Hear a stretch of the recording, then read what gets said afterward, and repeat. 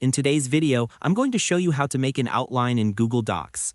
Whether you're organizing a long report, preparing a project, or you simply want to navigate your document more efficiently, this simple step-by-step guide will walk you through everything you need to know. First, open your Google Docs document and go to the View menu at the top. Once you're there, look for the option labeled Show Outline or Show Document Outline. Make sure to follow along carefully so you don't miss any details. Clicking this will open the outline panel on the left side of your screen, giving you a space to quickly navigate through headings and important sections. Next, select the text you want to add to the outline. Then, go to the Styles drop-down menu in the toolbar. You'll see several options like Title, Subtitle, Heading 1, Heading 2, and Normal Text.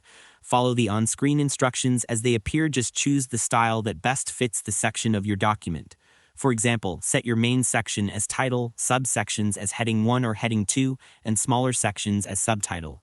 This will automatically add your text to the document outline. To make the process smoother, here are a few quick tips. Make sure your headings are consistent throughout the document. Avoid using default text for main sections, and double-check that each section is properly styled. Doing this beforehand can save you time and help prevent a messy or incomplete outline.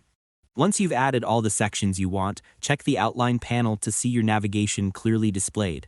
After that, you should be able to jump to any section instantly without scrolling through the entire document. It's also a good idea to update the outline whenever you add new headings or sections. Taking this extra step ensures your outline stays accurate and your document easy to navigate. And that's all there is to it.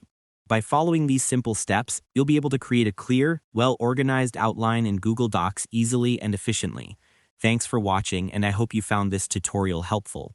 If this helped you out, feel free to share it with others who might be working on long documents. Why not make someone's day easier?